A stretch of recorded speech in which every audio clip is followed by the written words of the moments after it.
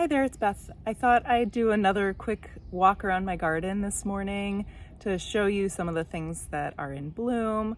And I also thought I'd talk a little bit about how I make decisions about the plants in my garden. So you probably know a little bit about Keystone species. That's like, we want to add things to our garden when we're thinking about native plants, like what is their value for wildlife? And some native plants just have a lot more value than others. So there are lists, I'll put some links below. I think Homegrown National Park has probably like the biggest collection of lists of keystone species for your area so that you can see kind of like what are the plants where I'm going to get the most bang for my buck. So that's definitely something that I think about with the plants that I am putting in my garden.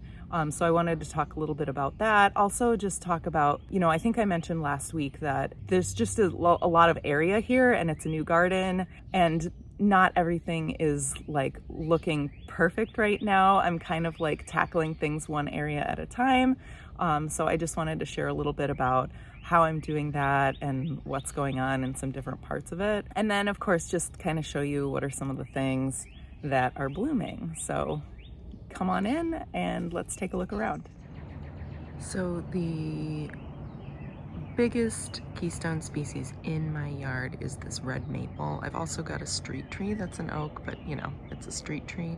So I think maples can support, I want to say like 250 something species of invertebrates. I think I'll try and look these up and I'll just post the actual number so you can see if my guess is bad. And then some of the other things I do though are less about like specific wildlife goals than just other reasons to plant natives, which I guess I'll get to with each one. But like for example, I have this planter on my deck which I've planted with anise hyssop, just kind of as an experiment to see if it'll grow in a planter and like trying things out, trying to see what natives I can get in planters and to grow. I tried another one with palm sedge, which I think looks really good. And then over here, I have a serviceberry, which I think is also really good for wildlife, but to be honest, I just really love serviceberries. They're delicious. Although the robins do seem to be getting to them before I do. Basically, so the red isn't even ripe.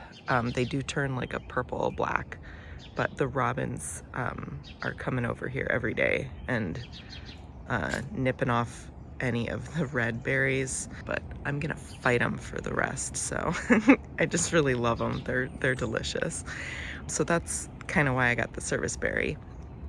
And then as far as like some of the decisions around the rest of this, I'm starting areas a little bit at a time and getting to them as I can. This area, I didn't actually plant a whole lot of this. All of this kind of just seeded in itself. It's a weed. Like you walk down the alleys and this stuff is all over the place. I want to say it's called jump seed, something like that. What I did do here, so I threw in some purple coneflower seeds just kind of on a whim, and that turned out to look really pretty together. I also last year planted some Euchera richardsonii, which is going on here. So that's kind of like, I would say, the first really intentional decision I made. I lost one here. I'm not sure what happened to it, but I had planned to make a whole clump of them right here.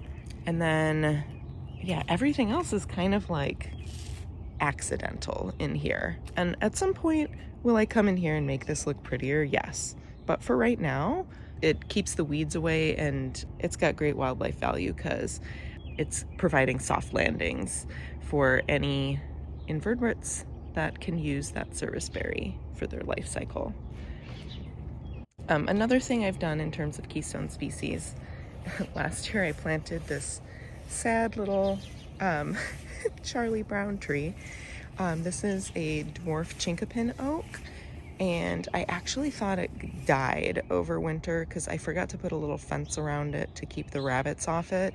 But it actually is doing really well. It's making a good recovery. I should put a rabbit fence around it because they are getting after it again. But, you know, in a couple decades, this will be not a huge tree, but a large tree. So then this is a river birch in my rain garden over here. And this one would be a great keystone species. However, I did not realize we had a contractor install this, and I wanted a shorter cultivar. And he's like, oh yeah, we can do that. I didn't realize until they had installed it that it was one that has purple leaves, and those tend to not actually have as much wildlife value, but I think it's okay. It looks pretty, and I think, like I said last week, it's doing the job of sort of being green infrastructure. It's sucking down water over here, and it does a good job at that. Oh, I wanted to show you over here. It's the morning, so I wanted to show you how this is looking. The penstemon is blooming in this prairie garden area, and the spiderworts are open, although there's less than there were last week, but they kind of keep pumping out flowers for a few months. You can see they've got like all these little buds, and every day a new one opens, and then they close up usually around noon. It really depends how sunny the day is or how hot it is. Sometimes they'll actually stay open all day, and then there's even more buds in there, so they just keep going and going with just a couple buds opening every day. Yeah, those are all my penstemon blooming.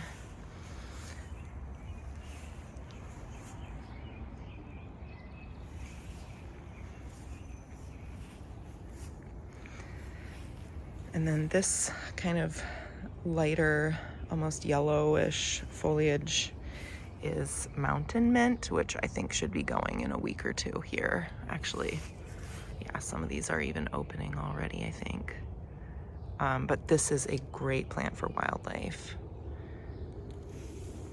But really, yeah, with the perennials, they don't tend to support the number of species that trees tend to, as far as keystone species go.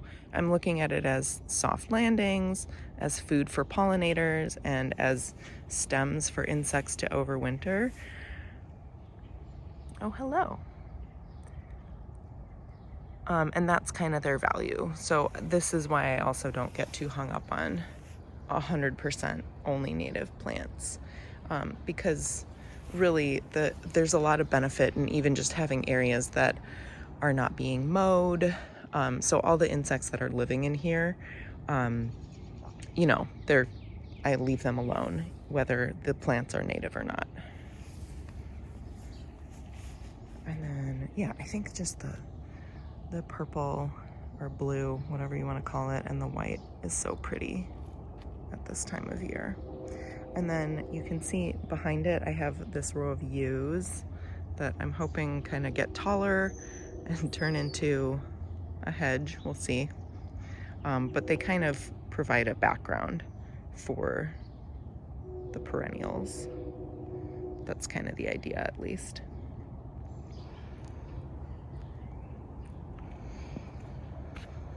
And there's more of that mountain mint that's going to be coming up next.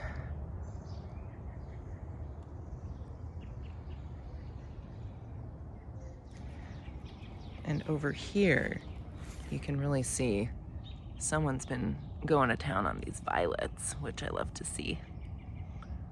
So coming back over toward this shade garden, I pointed out this prairie 9-bark last week, but it wasn't blooming yet. It's finally starting to.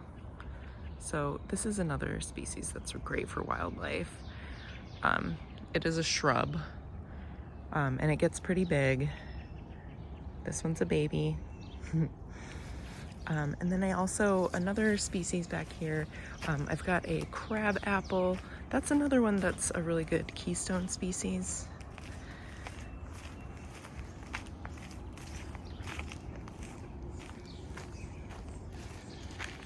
And so again, you know, it's really small right now. but eventually that's going to be an important keystone species in my yard as well. And then again, kind of like by the serviceberry, I have not done a lot of sort of intentional gardening around it, but what it does have going for it is that I'm not mowing around it, so any insects that are using that plant can safely fall to the ground and complete their life cycle. And so that's kind of more what I'm thinking about with perennial plantings in my yard. And I wanted to also point this one out. This is tall meadow rue, which has just such pretty delicate little flowers. I'm trying to keep the ostrich fern off it so that it can grow and live, but it's a daily battle. Yeah, I think it's just got such pretty foliage. And look at these delicate little flowers, they're so pretty.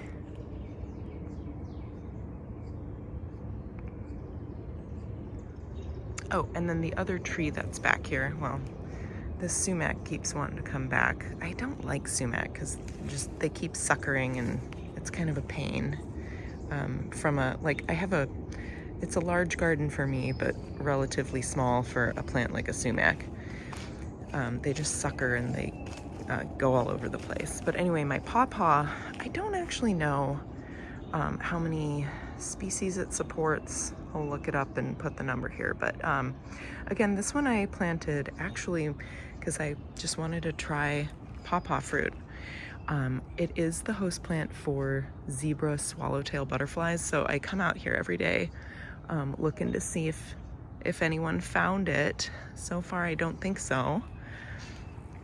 But yeah, this is one that I just planted for me.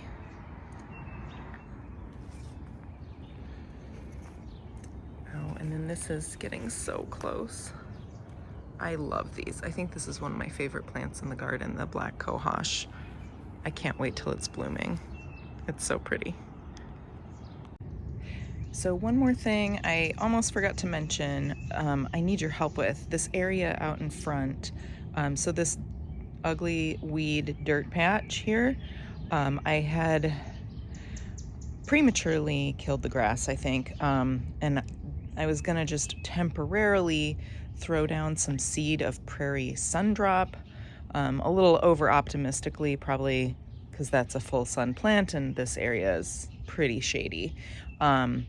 Nonetheless, needless to say, it has not really germinated. Most of the things germinating in here, I think, is like Rudbeckia hirta, or just, good old-fashioned dandelions.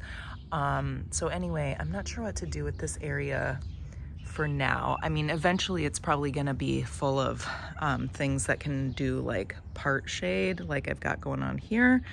But again, I just don't have the time or the funds to do that right now.